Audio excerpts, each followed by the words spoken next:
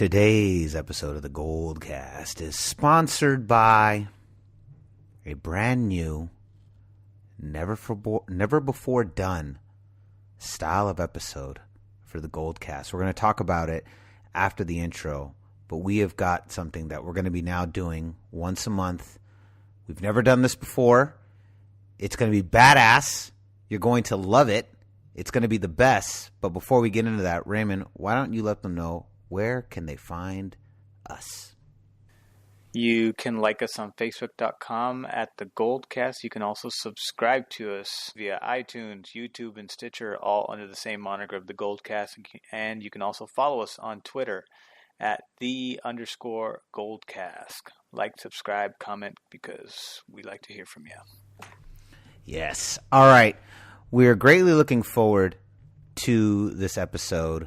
We're going to talk about it after the intro, but just real quick, we've never done this before, and we're now going to be doing this at the end of every month, the final episode of the month.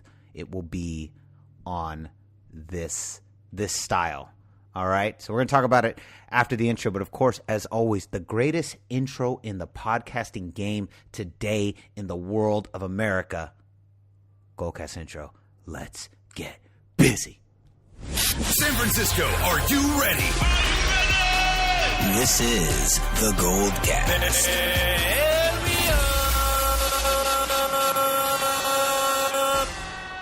Boom! Welcome to another edition of the Goldcast. We are the voice of the Bay. I'm your host, Rudy XIII, and with me is my brother, my co-host, Raymond XIII, baby. Boom! All right, so here we go. Enough with the suspense, and let's just get to it. So today's episode is going to be the first ever of what we call the Gold Dives. So what these are going to be deep dives into games, eras, athletes from our beloved teams. We're going to start with the 49ers, and then we're going to work our way through the Warriors and even the Giants. And these are going to happen only during the offseason of the Niners. So it's going to happen, for that time of the year. We're going to do them at the end of every month, and they're going to be deep dives, as we said, into games, eras, athletes, moments, and we're going to space in a whole episode kind of just going deep into this stuff. It's going to be awesome. Today's episode, what we're going to be focused on here, we're going to start off with my favorite Super Bowl victory of all time, which I've said before in the past. We're going to do Super Bowl XXIII. We're going to do a huge deep dive into this. You're going to absolutely love this. We learned so much. You're going to learn so much, and we're going to just get into it. Now, before we get started, Raymond, anything you want to add to that? No, other than let's get started. I hadn't seen the game in years. So to be honest, we were both children when this game came out, and our attention span was obviously not that attentive towards the game when it actually did happen in real time.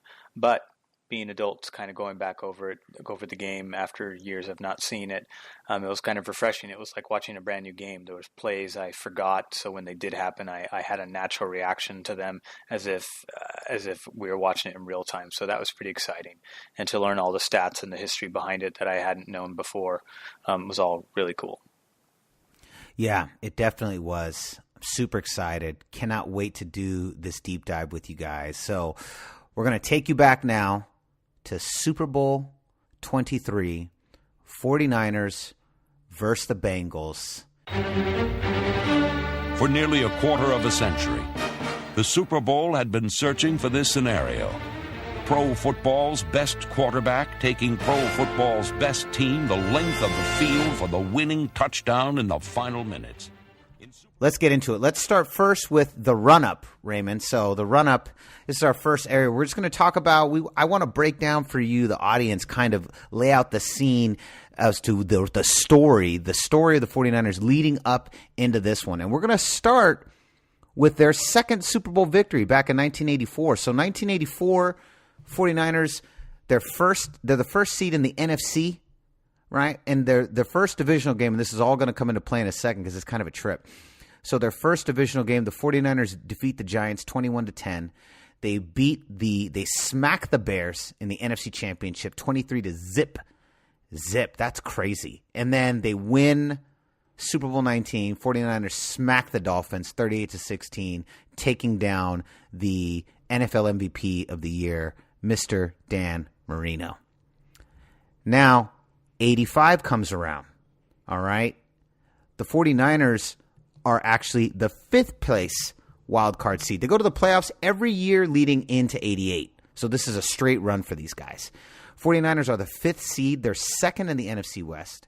This is the same year Jerry Rice is drafted. Roger Craig becomes the first player in NFL history with 1,000 yards rushing and 1,000 yards receiving.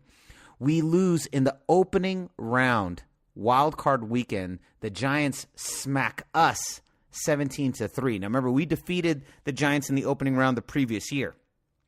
So they beat us the following year 17-3. Now in 86, 49ers are the 3rd seed in the NFC total, right? They're first in the NFC West.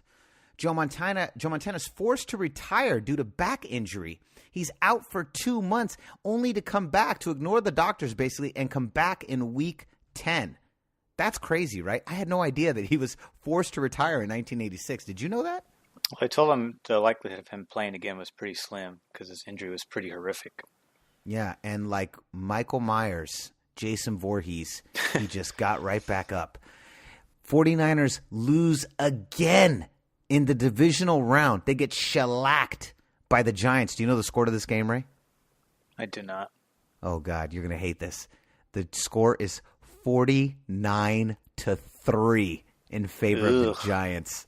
How brutal is that? Hey, Bill Parcells was a good coach back then. They won 2 championships in that decade.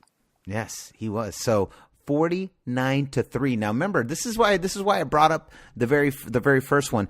3 years in a row, 49ers and the Giants have faced each other in the divisional round. Niners won the first round, Giants won the second 2. That's just really interesting. I find that stuff fascinating. What does it mean? Nothing. Just a weird coincidence. So then 1987, 49ers postseason run. They're the number 1 seed in the entire NFC. Number 1 seed in the NFC. All right? Divisional round. They face the lowly Vikings and lose 36-24 in what was considered one of the biggest upsets ever. 49ers lose to the Vikings in the opening round. They're the number 1 seed. How crazy is that? So then, 1988, 49ers, here we are. They're 2nd in the NFC, 1st place in the NFC West. The Montana and Young alternated as starters during the season. How many games did Young start, Ray? Do you know? 3. He started 3 games. He was 2-1. 3 different, 2-1. 49ers event. But he played in 11 games throughout the season. He started 3 games, though. There was a lot of back and forth between both quarterbacks and Bill. Mainly, this came from Bill Walsh back during that season, because Joe Montana was coming off of injuries, and there was question as to whether he would ever regain his former self. And so Bill Walsh, having retained that information, having understood this information, was starting to move over to Steve Young, because he's the one who went through he's the one who pushed to get Steve Young traded to the Niners in the first place, because he liked his style of play and wanted to groom him. But of course, Joe Montana, being the player he was, obviously made the case to, wanted to prove everyone wrong, and that he could still play, and that he still wanted to play, and, the rest is history. So bam, here we are, 88. It's now been 4 years since the last Super Bowl victory. They've alternated as starters through the season. Divisional round. Okay, January 1st, 1989. The 49ers avenge their loss to the Vikings the year before. They kick their ass. You know what the score is? 34-9. Then, the NFC Championship. Who is waiting for them? The Bears again. Now, here's what I find really fascinating. I did not know this. Of the 6 Super Bowl appearances we've gone to, 4 of them, Raymond, have been through only 2 teams. Twice to the Cowboys, our first victory and our last current victory, and then twice to the Bears. We had to defeat the Bears on our run to the Miami one, and then had to defeat the Bears here on our run to beat the Bengals. That score, we kicked their ass again, 28-3. You ought to be ashamed of yourselves, Chicago. So then, and now here we are, Super Bowl XXIII.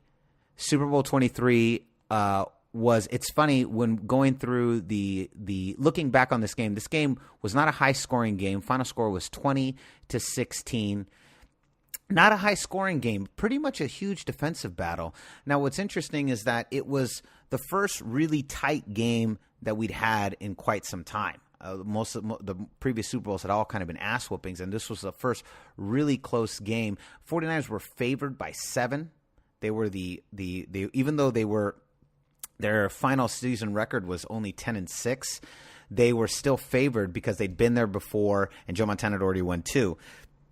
And so that, and on the strength of Jerry Rice and Bill Walsh, they were favored, even though the Bengals were the number 1 seed in the entire NFL going in. What was their record rate? The Bengals record? The Bengals record was 12-4. 12-4. There you go. And they had 9 Pro Bowlers to San Francisco's 6 Pro Bowlers.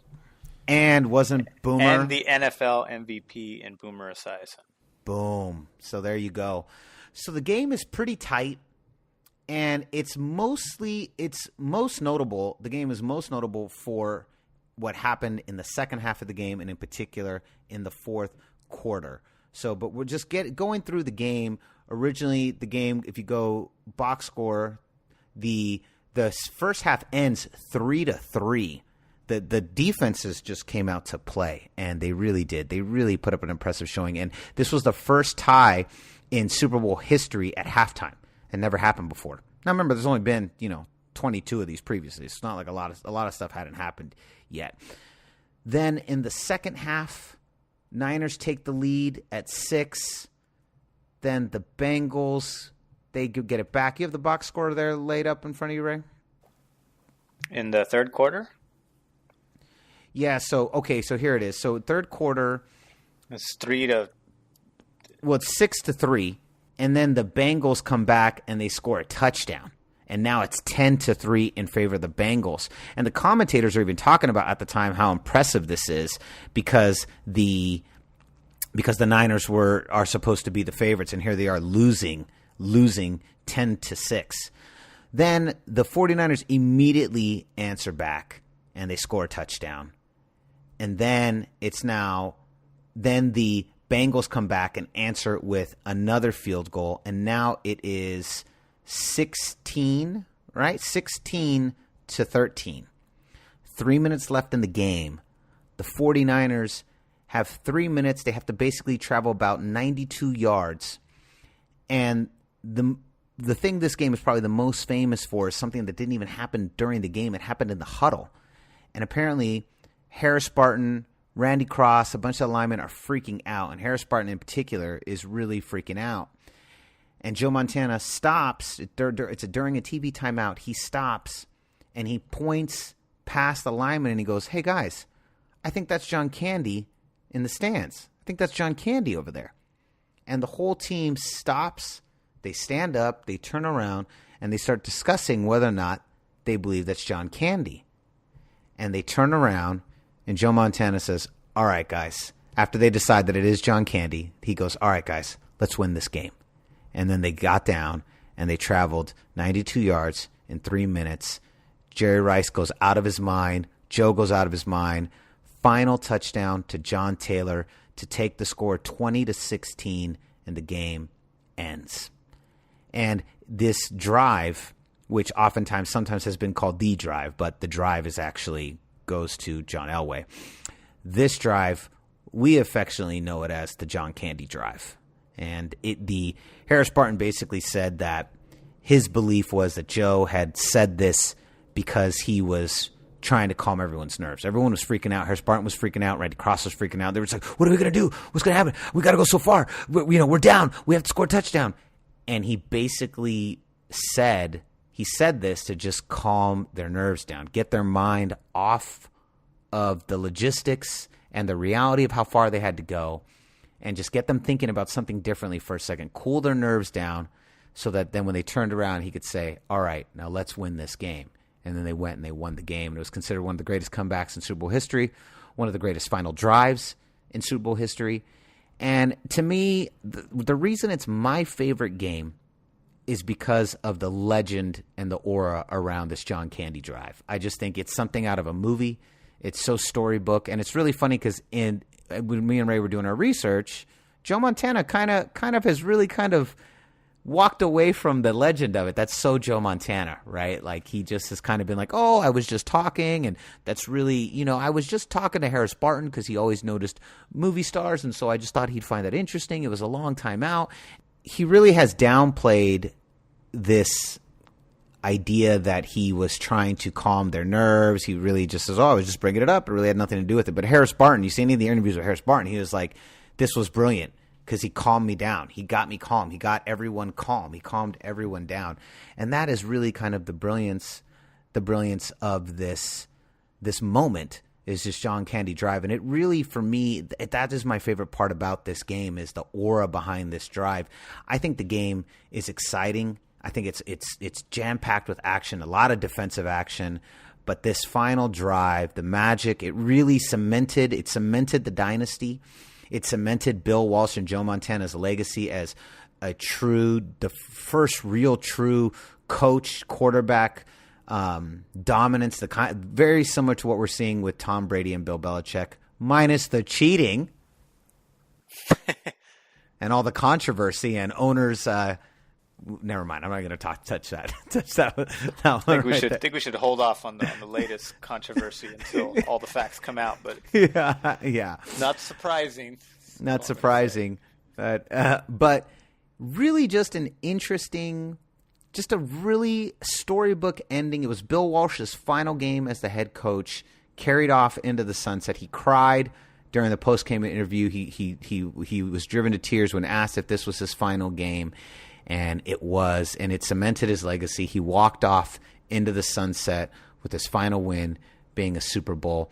And this is the end of that era. This really is the end of that era for the 49ers, because the following year is George Seifert. And then, that's Joe Montana's last Super Bowl. And then he's traded 2 years later. And we have the Steve Young era. So this really is the end of the Bill Walsh era. And the next game, Super Bowl 24, is the beginning of the transition to the next era for the 49ers. And this really is the end. It's the most storybook ending that you could possibly ask for this coach-quarterback tandem. And Raymond, your thoughts. I've been talking for like 12 minutes straight here. Give me your thoughts on Super Bowl 23, and then we'll get into the different topics that we have here. The game was surprisingly very slow in the beginning. It was all defense. Some things that kind of stood out to me was that early in the game, both teams lost two key players. So we lost Steve Wallace, and the Bengals lost Tim Krumrie, who was their best defensive lineman. He was their all-pro nose tackle. He went to the Pro Bowl that year.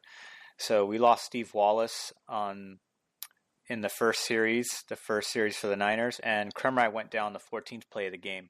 So right there was some controversy, whereas the Niners lost a huge protector of Joe Montana, and immediately the next play after, they had a safety blitz and sacked Joe Montana because they blitzed the same side that Steve Wallace played on, because they immediately wanted to tackle or attack the backup. And then conversely, a couple possessions later, their best nose tackle goes down. And up to that point, they had been disrupting the rhythm of Joe Montana. And we were minus one starting offensive lineman. Now the tables kind of even out, where they lose their best pass rusher, their best run stopper. And Joe Montana all of a sudden gets back into rhythm.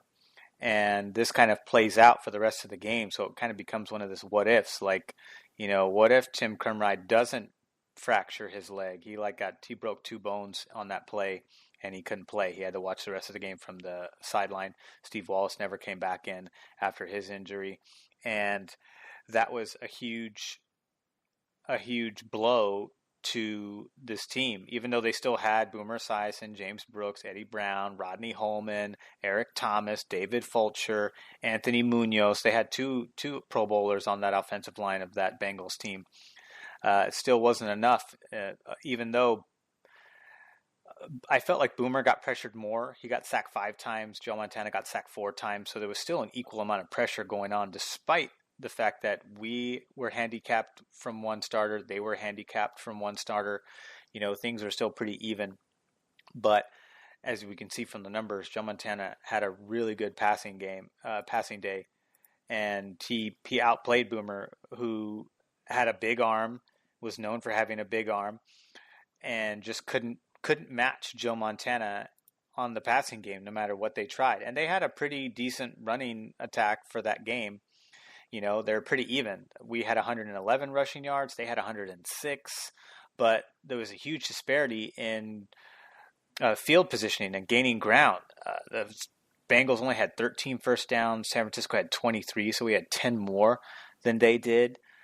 The first down, we passed on first down 16 times. They passed on first down only 6 times. So there was a huge difference because our passing game was going so well. We were just passing, prolifically, and we ended up getting like 343 passing yards out of that day, so including 2 touchdown passes from Joe Montana. So it was Joe Montana was 23 for 36 with 357 yards and 2 touchdowns, had a passer rating of 115.2. Boomer Esiason was 11 for 25, so not even 50%, 144 yards. He had 1 pick. That was Bill Romanowski, who read the play, tipped the ball, and got a pick, and that was his rookie season. And Boomer Esiason's passer rating was 46.1. So he had a terrible day in terms of passing efficiency. The ground game was a little bit different. Ickey Woods kind of led the attack, and he was the rookie of the year that year. He had over 1,000 yards, but they had a great double tandem in James Brooks. And then they had Wilson, who had a very controversial up and down career and even more controversial playoff run, and ended up getting benched on the eve of the Super Bowl because of a drug problem. But other than that, Ickey Woods and Roger Craig were pretty well matched. 20 carries, 79 yards for Woods. Roger Craig was 17 for 71 yards. So they're pretty good. I think the average carry on our side was a little bit more favorable just by a small margin. We had Roger Craig and Tom Rathman tandem. They had the Ickey Woods and James Brooks tandem.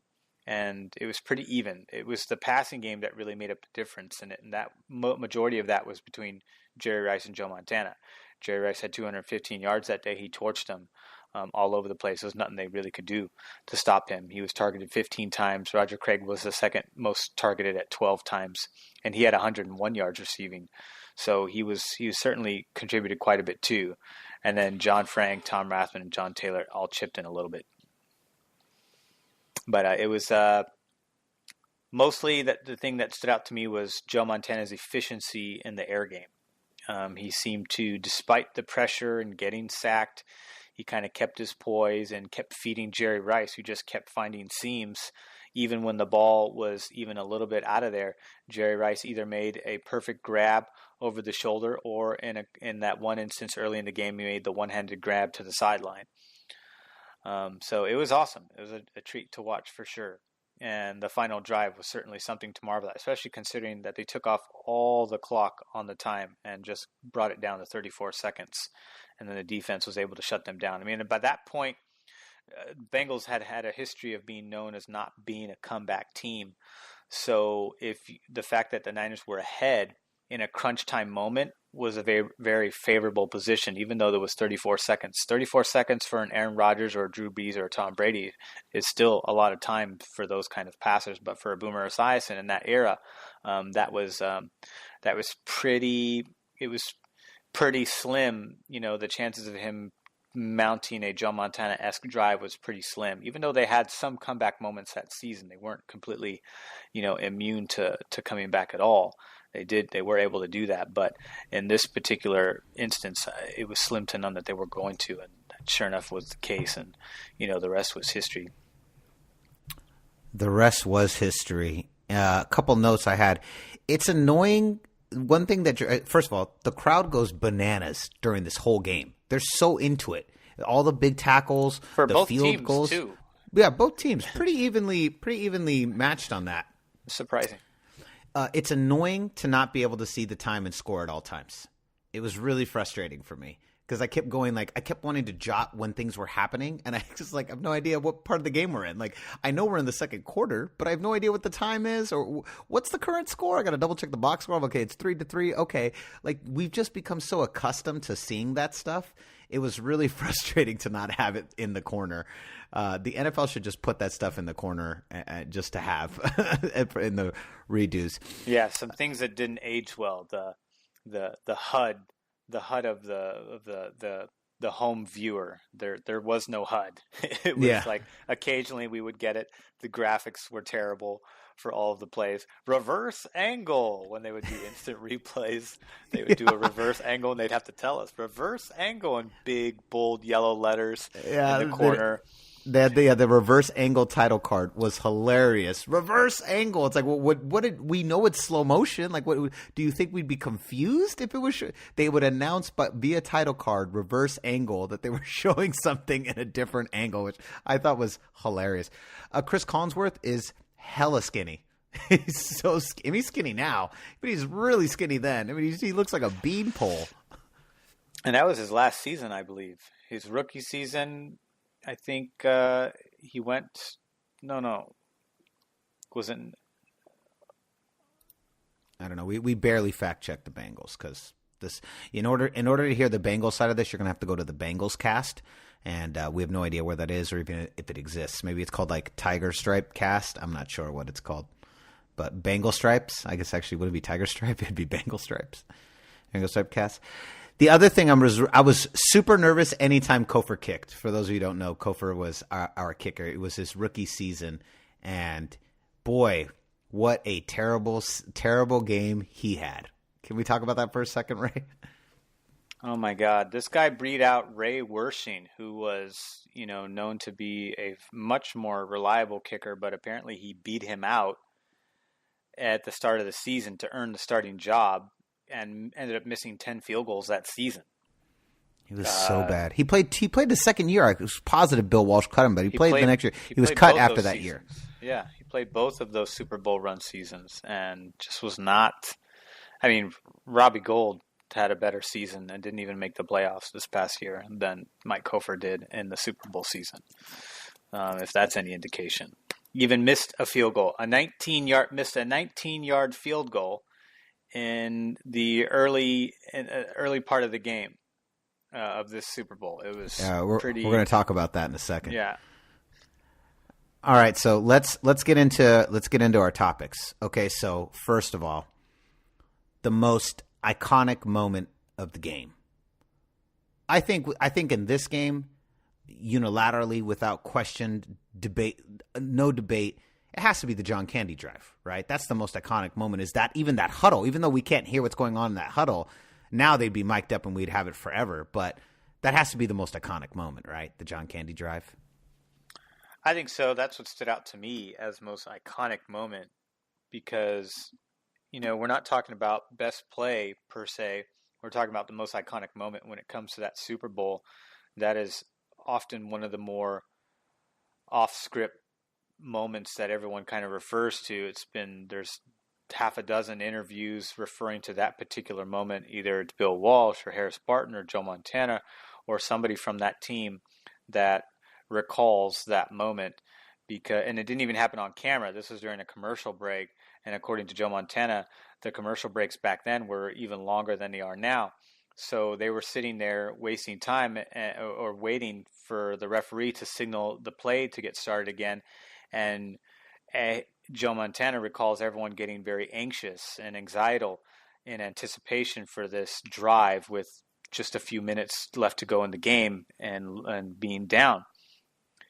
And so he wanted to break the tension by just referencing something off cuff and thought that would just kind of take everyone's mind off of the anxiety for a moment and then bring them back to it, and it proved to be an effective psychological, deterrent, to bring everybody back home, bring it back, relax everybody, and that because that was Joe's demeanor inherently, but not so much the case for everybody else.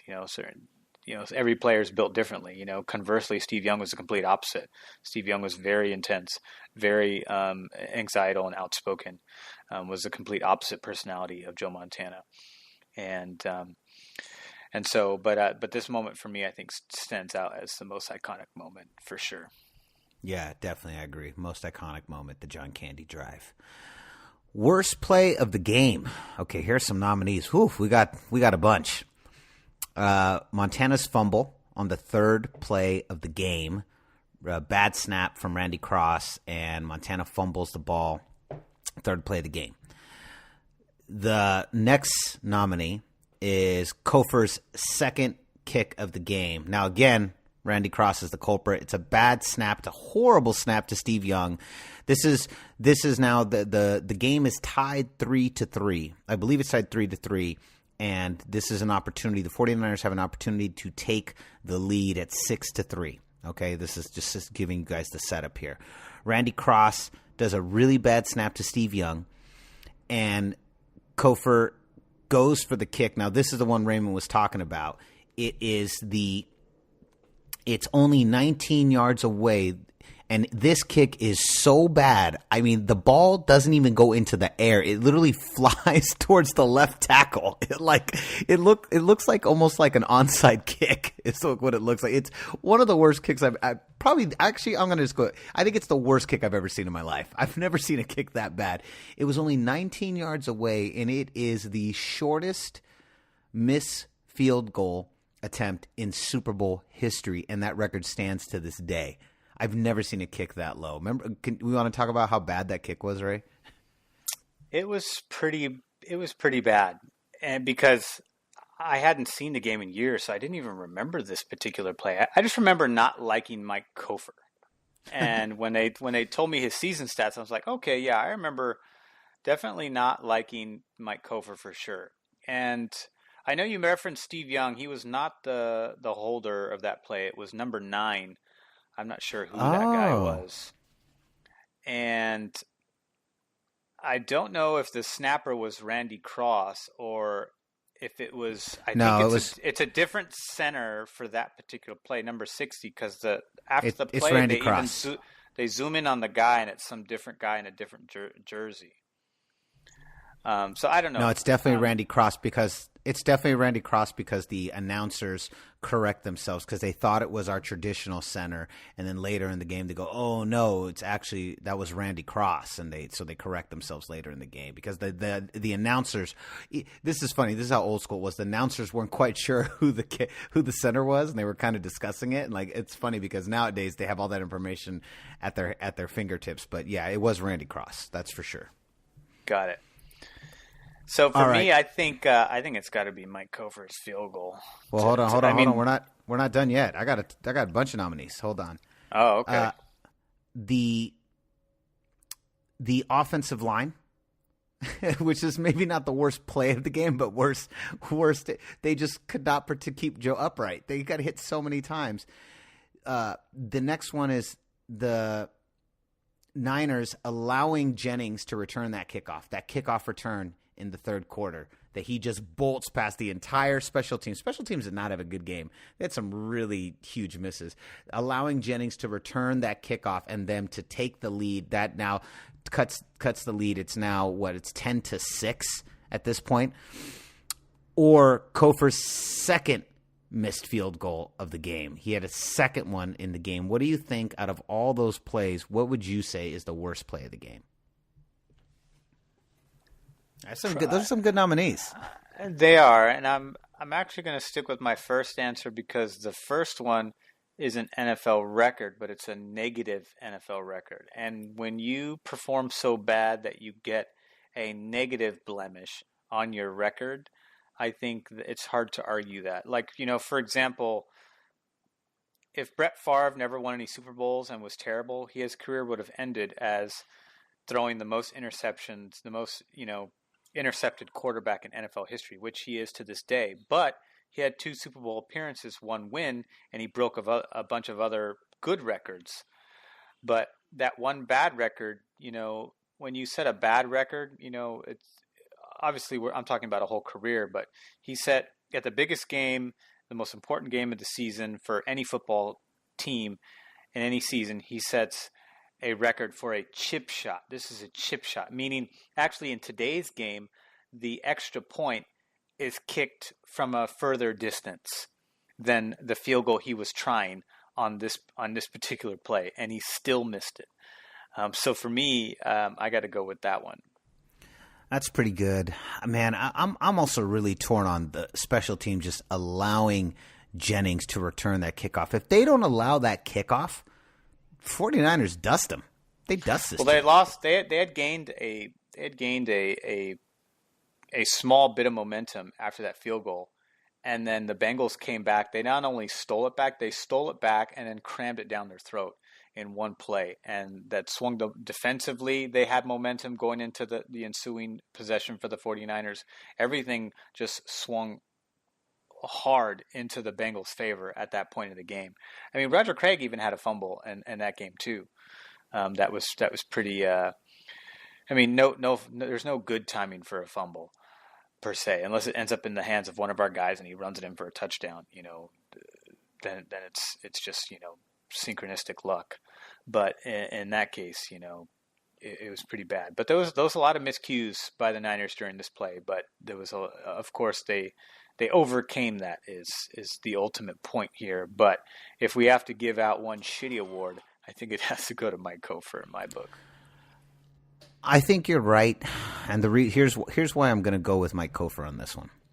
Because the 49ers scored a touchdown 4 plays later after after Jennings returned that kickoff. So 4 plays later, 49ers, boom, they score a touchdown. So I'll give it to that one because the bounce back from the Niners was very quick and they quickly severed that off. All right, so our next topic is going to be called the Ric Flair Award. And the reason we call it Ric Flair is because to be the man, you got to beat the man. And so who was the man? Who was the real MVP here, Ray? Who was the man? I've got some nominees. Now, obviously, we have Jerry Rice, who was the actual Super Bowl MVP. It was the only Super Bowl that Joe Montana did not win the MVP, and there's been some controversy over that in terms of who people feel should have won it. Jerry Rice, as you mentioned earlier, 15 targets, 11 receptions, 215 yards, 1 touchdown, and his longest was that huge 44-yard run. So that's Jerry Rice. That's one nominee. The next nominee is Joe Montana. Was Joe Montana really the man? He was 23 for 36. He had 357 yards, 2 touchdowns, and again, as always, 0 interceptions.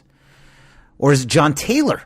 John Taylor made the final touchdown, caught the iconic pass to end the John Candy drive and sever any opportunity for the Bengals to get back in this game.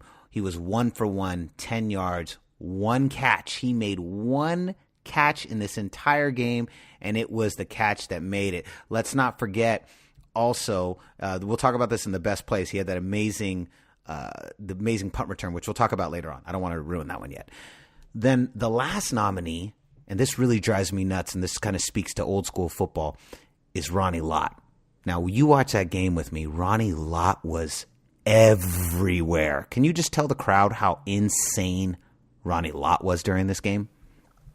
Well, up to the point where he even kind of makes himself known, the Niners, or the Bengals, were actually running the ball really effectively with Ickey Woods, who was great in this 1 year, but only was in the NFL till he was like 26, and is still famous to this day for the Ickey Shuffle, which is a touchdown celebration he did back before touchdown dances were really a thing.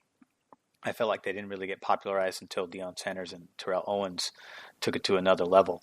But the Ickey Shuffle, you guys remember, there's even a commercial where he does, a little dance number in a grocery store. But this guy had been running effectively all of his carries up to this point in about the first or second quarter were all positive gains until one play when he runs into Ronnie Lott, and Ronnie Lott just levels him and sends him backwards to the point where the announcers had to say something about it.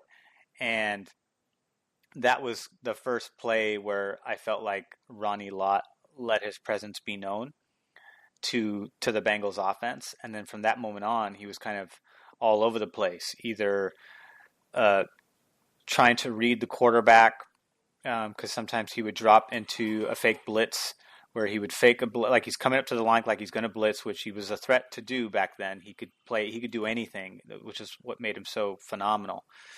He was far better than even some of the Hall of Fame safeties that we've come to know and love in more recent times.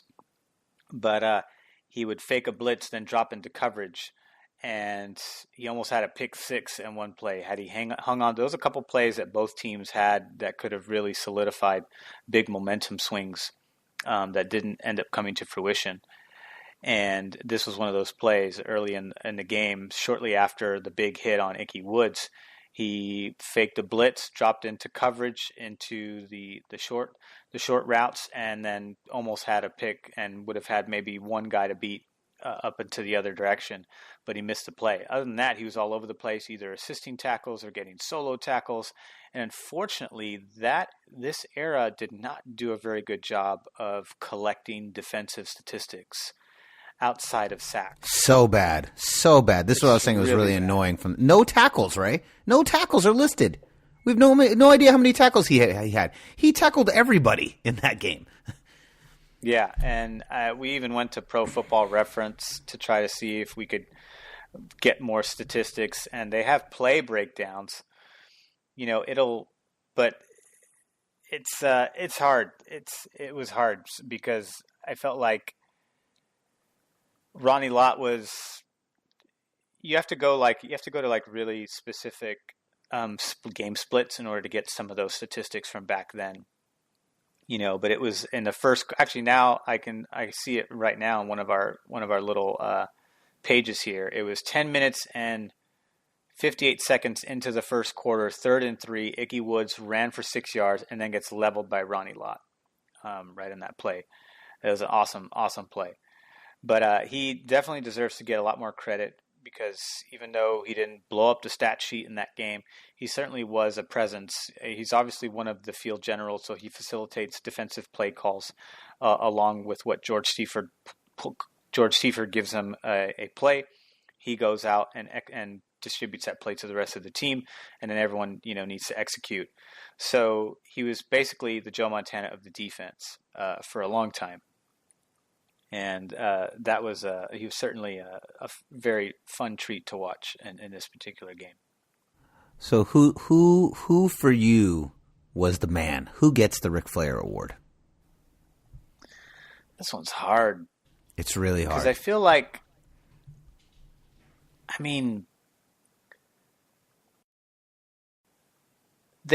they had Pro Bowl corners covering Jerry Rice, but Jerry Rice was one of the most difficult. If you were going to challenge one-on-one with Jerry Rice, you were going to lose that bet 9 times out of 10. And they took that bet in this game, and it still didn't work. And so I get why he got the MVP for this game, because he just shredded them. But at the same time, if those balls don't reach him, then it's all for naught, right? If Joe Montana doesn't make that read, whether it's the first read or not, the ball doesn't get to him. And Joe Montana got pressured quite a bit. He got sacked 4 times. So trying to get the ball to Jerry Rice was no easy task. And I felt like that was harder to do than Rice trying to break coverage. Not to say that Rice didn't do a good job, or that I'm just saying that his competition was Joe Montana's trying to get away from 5 guys. Jerry Rice is trying to get away from 1 guy, maybe 2 guys at best, each given play. So to me, I think this is one where I got to get up to Joe, because Joe had 357 yards passing.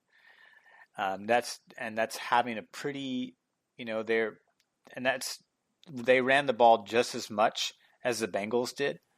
And so theoretically, it's like the Bengals could have had as many opportunities to pass as the Niners did, but the only difference is that the Niners were so proficient in handling the blitz, picking up the blitz, and giving Joe Montana enough time to get the ball out. Because there was lots of times when he got pushed or he got grabbed. In today's game, there have been flags all over the place for roughing the passer, late hits, personal fouls. So many late hits everywhere. Yes, and for him to be able to get the ball out and to put it in the right spot at the right time, for Jerry Rice to amass the most of those throws, to me, I just feel like Joe Montana put up another magical performance. Not to mention the final drive of the game. So Joe Montana for you over Jerry Rice. Now here's the nominees again, just for the audience: Jerry Rice, Joe Montana, John Taylor, Ronnie Lott. I'm really torn too, because Jerry Rice just killed it in this game. I thought Joe was consistent. I feel like Walsh, the reason Walsh didn't give it to Joe is because Walsh was tough. And people don't really talk about that. He was as rough as Bill Belichick. He was rough, very rough. I feel like the reason he didn't give it to Joe is because he didn't like how Joe played in the first half of the game. Despite Joe doing the best he could against a defense that was pretty stout. I'm really torn on Ronnie Lott, because I was just so impressed with Ronnie Lott. He just really stood out to me in this game as just and that defense was monstrous. They held that team to 3 points in the first half. Granted, they held the Niners too, but they never allowed a touchdown. The entire game. The only time that Cincinnati scored a touchdown was off of special teams, and Ronnie Lott was a big part of that. I'm going to swing the other way. I'm gonna go with Ronnie Lott. I thought he led that defense, and I thought he really delivered. He was the player that of the four nominees really just stood out to me as going, wow, Ronnie Lott's impact was just undeniable in this game. But I think Joe Montana is completely fair. I think if you think Jerry Rice is there, I'd even say if you want to say John Taylor with his one catch, it's kind of like the Malcolm Butler moment of the game, right? The reverse Malcolm Butler, which actually we're going to talk about him in a second too. We have a category dedicated to Malcolm Butler. So let's talk about the Get Lucky, Raymond. These are the Get Lucky category. So these are the plays where the Niners got really lucky, either a couple no calls or just lucky. Here's my three nominees. I think you and I are probably going to agree on this, but number one was Louis Billups, which you kind of mentioned before, his drop pass in the end zone while covering John Taylor. So let's break this down, give you guys the history of this moment again. So the 49ers, the Cincinnati has scored, and now within 4 plays, Joe Montana gets the team all the way back into the end zone to try and tie the game up again. Joe Montana throws to John Taylor, and Louis Billups is the corner covering him. He jumps in front and is right there. This ball hits him right in the hands, and he drops the pass in the end zone. And then in the following play, Joe Montana to Jerry Rice makes the touchdown. This was one of the luckiest moments, and we probably lose the game if he catches that ball. What do you think about that? Let's talk about. I've got 2 more, but then what do you think about that play? I think that one was pretty nuts because, again, this was very similar. The route and the formation was a little bit different than the play that Ronnie Lott had, where he could have taken a similar pass and ran it in for a pick six potentially earlier in the game. But it was a play that could have, it was a backbreaker where you're trying to tie the game. It's close. You're in the red zone, and you're trying to make a big time play. And instead you give it up to the other team because you're trying to force a throw. And in this case, the Billups just muffed it. He pretty much just muffed it because it hit him right in the hands. The same thing happened to Ronnie Lott earlier in the game where it kind of hit him in the hands. There was no one there. It's not like he got disrupted by by Jerry Rice or somebody. It didn't. I mean, we had a penalty on the next play, and then another. What was it? Oh no. Sorry, I'm reading the log wrong. But it was either way. It was I thought it was a pretty good. It almost looked like he was going to catch it because I hadn't remembered that play. So I was like, oh my God, is he going to catch it? And then he dropped it, and I was like, geez. I was like, wow. Talk about what ifs. Like if he catches that, he completely throws the momentum in the other direction, and the Niners have an even more insurmountable task behind them. They not only have to stop the next drive, but they have to get the ball back and salvage enough time to try to make another run. But luckily it didn't turn out that way. And Jerry Rice had torched Lewis Billups all game. So that was the one moment where Billups had a good read on him and was able to get in front of him, but was unable to make the play. Yeah, that was a rough one. Then there was John Taylor's fumble from the punt that he managed to recover. Not the iconic one, but the one later in the game. And it was around the third quarter, Cincinnati Bengals, remember, they punt the ball. Taylor fumbles it, and they managed to retrieve the ball. But had Cincy gotten it, they would have been in the red zone for themselves. That was another one of those get lucky moments where I was like, ooh, Niners got real lucky right there. Remember that play? Then the final one was on the road to Cincy is going down, and it was for one of their field goals. I can't remember which one. But James Brooks, their wide receiver, he catches this ball on the sideline and is clearly out of bounds. Clearly, what happens is he catches the ball. So Boomer Esiason, they're marching down, and they end up scoring a field goal on this drive. They're marching down, and they pass the ball to James Brooks, one of their wide receivers. He's fumbling the ball, but when he has control, he has 1 foot inbounds, and the second foot lands out of bounds. And right at the sideline, and they called it a fair catch. And even the commentators at the time said, "Well, that's not going to need a review. That looks like a fair catch to me." And then on the replay, a couple minutes later, they're like, "Oh yeah, he's clearly out of bounds." Like it's just, I also like how these old school these old school commentators, they were great, by the way. But these commentators, they don't exactly know what's going on or what's happening during the broadcast. They're like, "He's clearly in bounds. Yeah, that's not going to need a review." And then later on, like, "Oh, that actually, yeah, he's actually out of bounds," because they see the replay. So those are the three nominees. What do you think were the best get lucky moments there that they got real lucky, the 49ers? I think the pick in the end zone is probably the one that stood out to me the most. By the way, those announcers were Dick Enberg and Merrill Olsen. Dick Enberg, a long time guy.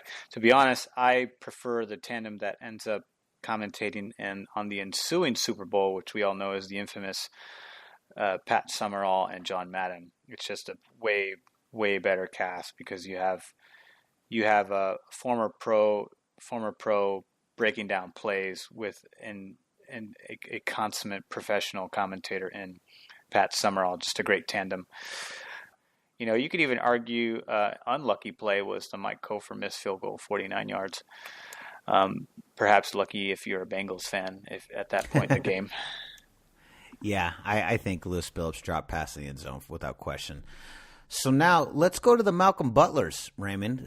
So we've created this section because Malcolm Butler was benched last year mysteriously. I don't know if we're ever going to know the answer. He did not play in the game, and therefore, you kind of listed several already at the beginning, but go through the full list of the Malcolm Butlers for Cincy, the guys who didn't play the game. Go through that list. Well, the main one is Stanley Wilson, who was their third running back and the Bengals this season were the best rushing offense in the NFL. They led the league in yardage. They were like number one in almost every statistical running category. And Stanley Wilson had been up and down battling drug addiction, but he was a part of the wild card round against the Seattle Seahawks This is back when the Seahawks were in the AFC, and he had 45 yards and 2 touchdowns, and he helped the Bengals advance. And then he kind of had a relapse in his drug addiction, and on the eve of the Super Bowl, he got benched and was not part of the three-headed monster that they were hoping to bring into this game to really keep the Niners defense off balance. So James Brooks is a quick, shifty receiver. Ickey Woods was more of a power back, but also had good speed. And then you had Wilson, who was kind of a mixture, or at least that's my interpretation. And so having him not be a part of that, I thought was a huge component. Not to mention the fact that Tim Krumrie, their best all-pro nose tackle, goes down on the 14th play of the game.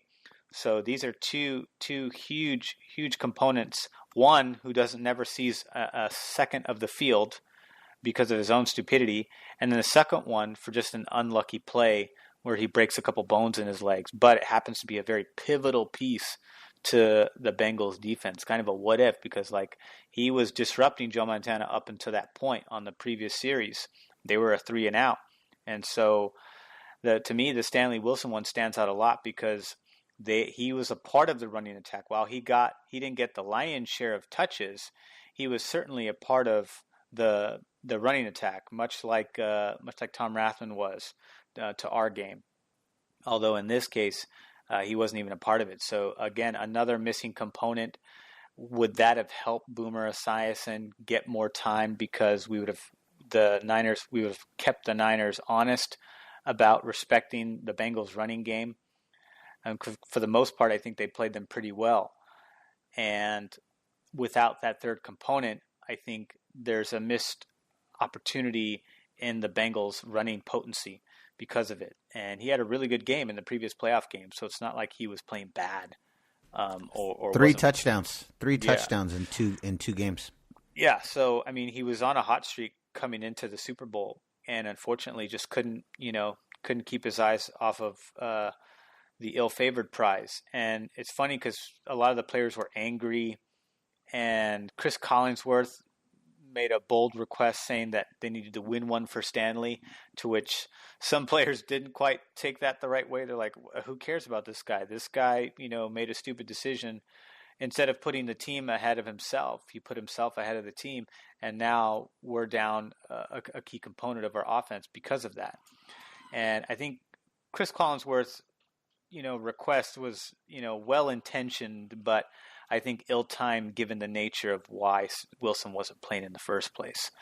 So just a little bit of controversy heading into the Super Bowl for the Bengals, but they still had a lot riding for them. They had 9 Pro Bowlers on that team, most of them on offense, several of them on defense, including 2 offensive tackles that were Pro Bowlers. Boomer Esiason was the NFL MVP. They had all-star wide receiver.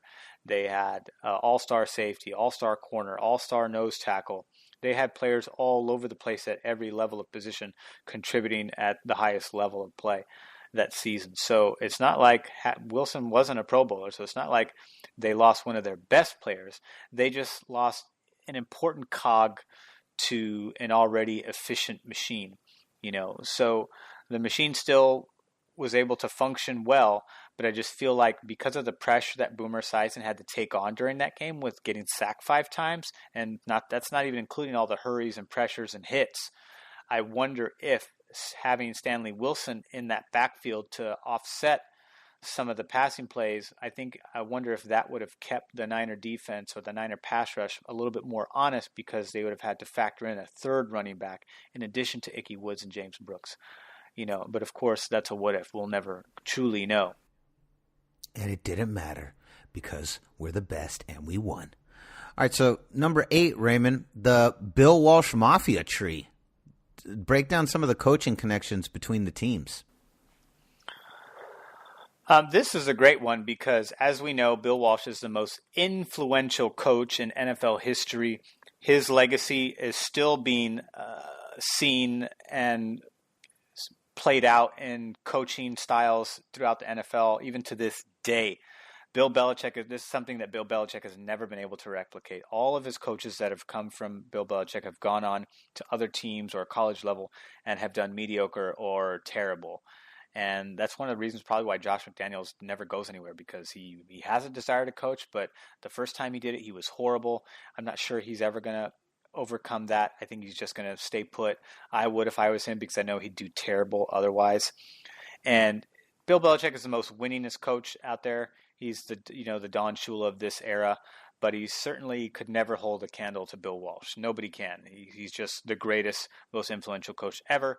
And we can see that in the staff. The defensive coordinator was George Seifert. Not to say that the Bengals didn't have some names over there too, but George Seifert obviously goes on to win a couple Super Bowls, one of which is more or less the same team that plays in this Super Bowl in the next season. And George Seifert obviously is a Hall of Fame coach.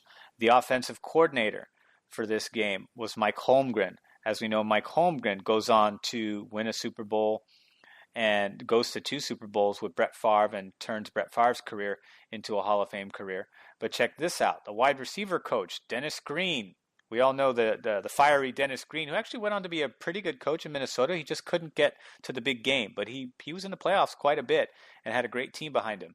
Defensive back coach, Ray Rhodes. Ray Rhodes ended up becoming a decent head coach for the Philadelphia Eagles, but never could quite get to the big show. But either way, these are all coaches that went on to make names for themselves in the NFL. On the other side of the sideline, we have Sam Weish, who was the coach for the Bengals from like 83 to like 90 or something like that. I can't remember, but he was the 49ers wide receiver coach from 79 to 82 when they won their first title. And the defensive coordinator for Sam Weish during his entire stretch as the Bengals head coach was Dick LeBeau, the famous defensive coordinator that still coaches to this day. He's now 147 years old, still coaching. What an amazing run he's had. Obviously, those of you who are maybe a little bit younger that listen to the cast might recall Dick LeBeau as being the infamous defensive coordinator for the Pittsburgh Steelers for a very long time during their stingy defensive runs during the Kevin Green, Greg Lloyd era, the Rod Woodson era, even the some of the eras with Mike Tomlin. And I think now he coaches with I think he's with the Panthers or somebody. He's not with Pittsburgh anymore. That's just for this season. George Seifert becomes the head coach the next season. Mike Holmgren eventually goes and coaches elsewhere. And then Mike Shanahan is somewhere in there as a position coach. And Mike Shanahan eventually becomes the offensive coordinator. And we all know that he goes on to do some great things too. So a lot of the coaches from this tree go on to do amazing things. I believe John Gruden had a very small position during this 80s run when he started to first get involved in the NFL. And he obviously went on to do great things. There's so many. Well, let's save it to this game. Yeah. We'll talk about those other guys later. All right. So now, Raymond, here is the next category: the best play of the game. Now, me and Raymond kind of had a discussion about this because the most iconic moment isn't necessarily the best play, right? Sometimes when we do this, they'll probably be the same thing, but in this case, they're definitely not. The most iconic moment actually happens in a huddle during the TV timeout. But let's talk about the nominees for the best play of the game. So here's the first one. So Lee Johnson is the punter for Cincinnati. This play was amazing. I had no memory of this play. This play was insane. He hits a 60-yard punt. Immediately, that becomes the record for the longest punt ever kicked in a Super Bowl. John Taylor, it bounces between John Taylor's hands. Again, John Taylor, a little wobbly here. It goes past him, behind him. He runs back about, 5 to 10 yards, picks up the ball, and then returns it for 47 yards. He looked just done and in the dust. And he picks up the ball and returns it back. That's my first nominee for play of the game. Any thoughts on that play? Because that play is amazing. First of all, I thought it was very ill-advised to take a punt that had gotten away from his initial anticipation, track it down backwards, and try to pick it up and run with it. I was like, oh, this is going to be terrible. And as soon as he grabbed the ball and turned around, there was a guy in his face and basically had a split second to juke the guy, and somehow jukes the guy and then goes off for nearly 50 yards. I mean, he only had one or two guys to beat, and he would have taken it to the house. And I thought this was a really good play. If we were Bengals fans, we would certainly nod to the 90-yard run that actually ended up in a score to swing the momentum back into their favor late in the game. But this is a 49ers podcast, so who cares? John Taylor, it's amazing. And to me, this was a pretty phenomenal play because, again, I hadn't seen the game in years, so I did not remember anything outside of the winning drive. I honestly did not. And so seeing all this again just kind of brought everything back, and I was like, oh my God, I didn't remember that John Taylor had taken a play that, any coach would have said, don't ever do that again, or I can't believe he's about to do this. And then you're like, even then, I know a lot of coaches, and Bill Walsh is one of them coaches that would have said, like, that was a great play, but you got really lucky. Don't do that shit again. It'd be like one of those situations. All right, so here's the next one. The next best play of the game, every Ronnie Lott tackle. That's my next vote. The next play, Bill Romanowski's interception, rookie season, to end the Boomer Esiason's attempt at another score. He intercepts the ball. This is pretty late in the game, too. This is somewhere hovering late third, mid-fourth maybe. This is somewhere in there. Do you remember exactly when that play occurred?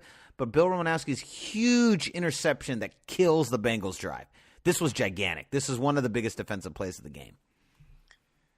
I can tell you right now, because there's a bunch of timestamps on the NFL game, and it's about an hour and 11 minutes into the game, and 2 minutes, 29 seconds left in the play.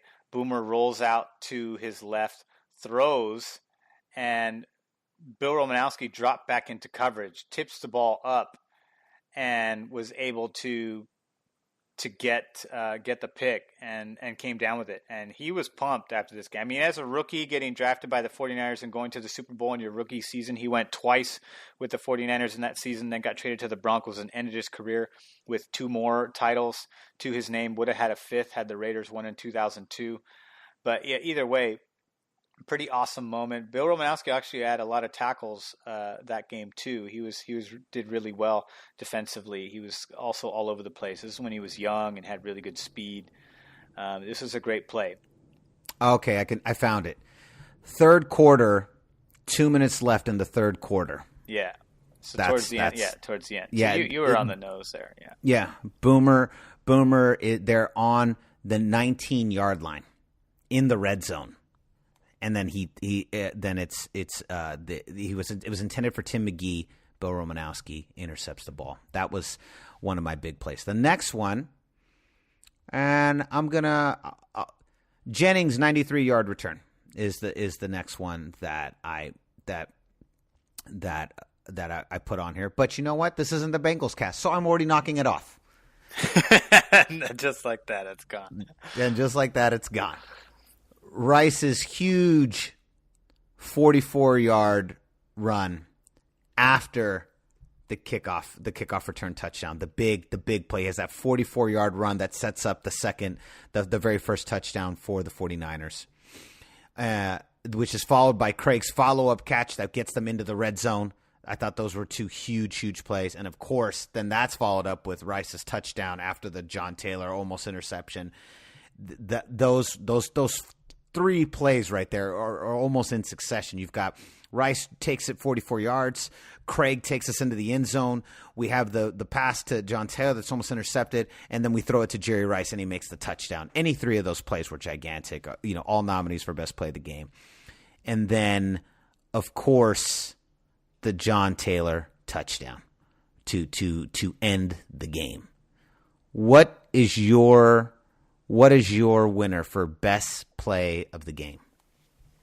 Well, first of all, those are good, right? They're all tough. The 44-yard catch by Jerry Rice, who had been nursing a sprained ankle prior to this and sat out a couple practices per Bill Walsh leading up to this point, actually got up with a little bit of a limp after that particular catch because it was slightly underthrown, but despite being underthrown, had the perfect touch in terms of ball placement where only Rice could jump up and get it. All he had to do was be a couple of steps ahead of his defender, which he was, and there was safety coverage coming over from over the top too because it was a deep throw, and he ended up getting it, falling down, and came up with a little bit of a limp. Brent Jones walks up to him, and he's clearly asking if he's all right, and Jerry's like, yeah, I'm good. And that play stands out. I mention it because of all of those factors going into it, knowing I had the context prior to watching that play. So seeing it, knowing that information prior to, actually makes it even more impressive. However, for me, the John Taylor one kind of really sticks out too because of the significance of the play. I mean, how much more significant can you get than the game-winning score? And that's there's no other context to that. It's not like he had an ankle or anything like that. It was just like, nope, the call was to him, and Joe Montana had to throw a perfect pass down the middle. So intermediate throws down the middle are very difficult. And Taylor was angry the play before, which was to Jerry Rice, because he had missed the block that would have allowed Jerry Rice to get into the end zone. And if you watch the play before to Rice, John Taylor is pounding so here's some cool context with that. John Taylor's pounding the grass because he's angry at himself for not executing the block better that would have allowed Jerry Rice to score, but instead makes up for it by being the sure-fired hands on the next call and catching the game-winning touchdown. So sure, you might have missed a key block that could have given us a score to Jerry, but you end up being the man to make the score on the very next play. And that was a positive play. It's not like the Jerry Rice play was a botched play. It was a good play. We got positive yards. We ended up then it became a 1st and goal situation. So we were even closer because of that catch. That was just the mindset of the players on this team. It was always, everyone does, no matter what your role is, whether it's a block in this case, everyone wanted to contribute to the best of their ability. And John Taylor was very animated in not feeling like he didn't do his part in this play, but he certainly did it on the very next play. Yeah, I think this is a no-brainer too. I think that touchdown, he only caught one catch in the entire game, and it was the most important catch and was probably the best play of the game. My second, honestly, I think maybe not best play of the game, but most impressive was the punt return that he did. That play I thought that play was jaw-dropping. I was like, what? I was blown away. When Goldcast Nation, when you go and watch this game, that play is bananas. It's one of the craziest things I've ever seen happen. It happened in the Super Bowl, and yet Taylor probably made the dumbest decision ever, but it worked. It actually worked, and it was pretty impressive. But yeah, I'd say it's probably the most impressive play. But yes, we are in agreement. All right, so last little section.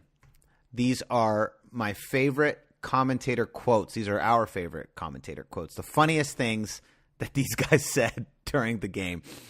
After the Montana fumble, the O-line and the D-line, they start chopping it up. They get into like a big argument. The refs have to separate them. And then one of the I don't know who was saying what, so we're not going to be able to go that far. I don't know these guys' voices. But one of the announcers says that they're, quote, talking more than about talking about more than just their vacation plans. That was one. The next one, the guy says, after Ronnie Lott does that huge tackle, he says, Ronnie Lott has knocked himself out half a dozen times making that kind of tackle. Which is just a total submission of the fact that he's just literally giving himself concussions to the point where he's knocking himself out. Not even a big deal. Not a big deal in this era. Has knocked himself out half a dozen times making that kind of tackle. Totally okay. Totally normal. No one's bothered by it. Next one. Someone says, I just don't think anyone can cover Jerry Rice man-to-man. Next one. Great line. Great line. This one's amazing. I can't believe this was actually said in a professional football game. Lott, and this is a reference to Ronnie Lott, who makes another huge tackle. Lott is just that, a lot of football player. That's a great a one. pun on his name. Lott is just that, a lot of football player. That was incredible. The next one. The man with the smallest foot in football. This is in reference to Jim Breach, who was the kicker for Cincinnati. It was the first time he comes on for his first field goal. Who wore for further context, he wore a size 5 on his kicking foot because he wanted maximum tightness around that foot and wanted to as much leverage around and the other foot was like size 8 or something like that. It sounds so painful. It does. So painful. Is this his last game? In reference to Bill Walsh. Then this next one, Joe Montana runs for a first down. It's like, I think it might be the only run play of the game. Montana is 32 years young, but he's still light on his feet. I like how he's 32 years young, but still. Not and still, but still. Next one. This is in reference to a defensive player for the Bengals who made a sack, Barney Bussey. He goes, "That just sounds like a football player, doesn't it? Barney Bussey." It's ridiculous. The next one, this is in reference to Jerry Rice. Human highlight film. The next one, also in reference to Jerry Rice. I had to ask Raymond what this was because I had no idea what this was. He could catch a BB at midnight. And I was like, what's a BB? And then Ray explained to him what a BB at midnight is. Literally a BB gun, a tiny little aluminum pellet from a BB gun that Rice was so good that someone could shoot a BB gun pellet at night and Jerry Rice would still find it and catch it. That was great. The next one, this is in the final 2 minutes. The 49ers may be the most dangerous in this 2-minute situation. They can roll on you. Then after John Taylor catches this touchdown, I love this is probably my favorite quote besides the Ronnie Lott knocking himself out. John Taylor, who sells cars in the offseason for Reggie Jackson, has just hit the home run for the 49ers. That's amazing. During that era when you needed a second cars job in the offseason for Reggie Jackson. Yes. You needed a sec. If you weren't the number one player on that team, even the league minimum required you to have a second job in the offseason. Oh my the times have changed. Yeah, I love that. Wow. John Taylor, who sells cars in the offseason for Reggie Jackson, has just hit a home run for the 49ers. That was great. Then the next, right after, his first catch of the day, but the biggest catch of the day. That's a good one too. And then as they're kind of, all cheering on the sideline, also one of my top quotes, Montana has to be the best big-time quarterback I've ever watched play. And then the last one, and this is actually where the video completely cuts out. The last one, Bill Walsh will get the ride. We wonder if it's his last as head coach. And then the broadcast fades to black, and that's the end of the broadcast. Those are our favorite commentator quotes. Ray, which one stands out to you? What's probably your favorite?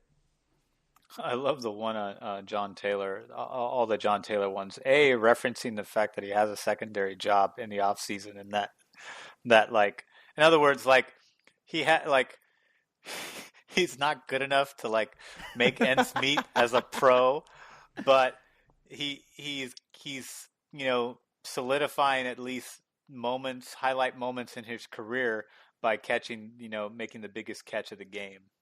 So it's like, did you really have to go and mention the fact that he has a secondary job in the off season? Yeah. And it's like, come on, just say like, it's like I don't know. It's almost condescending in a way. But I like that, but they also make up for it by saying like, hey, his first catch of the day, but the biggest catch of the day. I thought that was a great one. Yeah, that was a great one. That's great. And then a lot of football pun was just. Oh, that was too much. That was too much. I was laughing so hard during the game. Going through these makes me excited for the future ones we plan to watch, because I know I got some pretty favored broadcasters coming up in some of our future plans for this cast, and I'm just like, oh man, I can't wait to hear the whoppers coming out of these guys' mouths. Yeah. Go over these games. Oh yeah, they're going to be great. They're going to be really, really good. So, any final thoughts, Raymond, on Super Bowl XXIII? I'm glad we did this. So, as we mentioned before, and then we're going to pass it to Ray. I like how I asked Raymond and then immediately went on a rant here. So, but as I've mentioned before, we did Super Bowl XXIII because it's just my personal favorite Super Bowl, and I was like, we'd had this idea. We wanted to do these deep dives, what we're going to call the gold dives, and these deep dives into these games and just kind of really peel them apart and look at what happened and look at them from different perspectives and just kind of celebrate these games that I think a lot of our younger 49er fans, they don't know a whole lot about them. They may have seen the games. I mean, they know we've won the games, but if you weren't living in this era, this is probably a lot of new information. It was new information for me, and I just thought, well, let's just start with what I have always seen as the most iconic Super Bowl, which is Super Bowl XXIII. But let us know in the comments what game you want to hear us do. We already have our list, but we're open to people giving us new lists. So you tell us what games you want to see us do deep gold dives on, and we will definitely take them, and we'll find the games and we'll do them. And if you have links to the games, send us the links. Send us the links to the games. But we are going to give the link to Super Bowl XXIII. It's only an hour and 40 minutes. We'll have the link in the description of this on YouTube. Yeah, everything's cut out, so no commercials, not even the halftime show, which was a fiasco to watch in and of itself. I can't believe we didn't talk about that. We did watch that after the fact, just out of curiosity, because it wasn't involved in the condensed version. But it's an hour and 49 minutes, so it's just football. Even the injuries, timeouts are cut, so it's pretty bare bones. So if you want to just get to the nitty gritty of the game, it's exactly what the NFL provided in this broadcast. It's pretty awesome. Yeah, it's basically the length of a movie, of an hour, it's an hour and 50 minutes. Great. But Raymond, final thoughts. What are your final thoughts on Super Bowl XXIII? Just that it was a brilliant performance in what was otherwise 49ers, for the most part, dominated the 5 Super Bowls that they played in.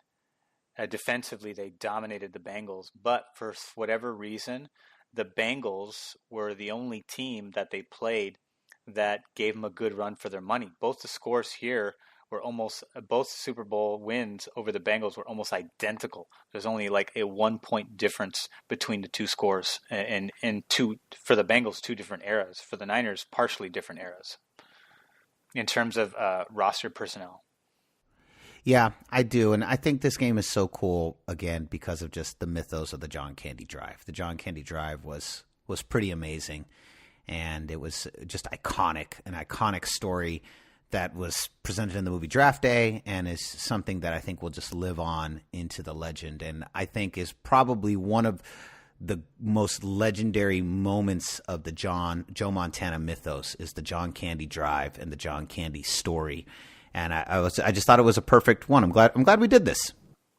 Yeah, I hope you guys enjoyed it as well. Let us know your feedback in the comments in case you have any feedback for whatever. If you saw the game or if you have your own recollection of the game and you want to chime in on maybe things we didn't mention or things that stood out to you, definitely want to hear from you in the comments section as always, no matter what platform you take a look at it at. But for sure, definitely probably the most famous of the Super Bowl wins because of how dramatic it was from beginning to end. Yes. So definitely cool. Not to say that the other ones weren't great. Those ones are awesome too, especially because we kicked the shit out of everybody else. Oh yeah. So next month we will be doing a new one. We'll be doing these once a month. So, usually we're on the last week of the month. We figured this is a great time to do it. In between the 49er season. And when the 49er season's here, we're not going to be doing these. So this is these special episodes will only be happening in between the 49er seasons. We go back and we were going to start with the Niners, but we're going to work our way through the Warriors. We'll work our way through the Giants, and it's not going to just be iconic games. It's going to be iconic eras. It'll be players. You know, there's a lot of things we're gonna cover, but we're gonna start with the games. We're gonna start with just some of our favorite games, and we're not gonna tell you what the next one's gonna be, but it's gonna be really good. I cannot wait to talk about it. Me and Raymond have already discussed what the game is gonna be. It's gonna be really good. All right, before we get out of here, Raymond, why don't you let them know where can they find you? You can follow me on Instagram at RaySolis1, as well as Twitter at RaySolis. And you can find me on Instagram at RudySolis3, and then on Twitter at RudySolis3RD. So concludes another edition of the Gold Cast. We are the voice of the Bay. I'm your host, Rudy Solis III, and with me is my brother, my co-host, Raymond Solis I, baby. Boom! We'll see you next time. Same Gold Cast time, same Gold Cast channel. Coach, you're going to go. You know, it's to Rice now. At the 10-yard line, 39 seconds remaining. Montana at quarterback, in motion, comes right. Back to throw Montana. Steps up, throws.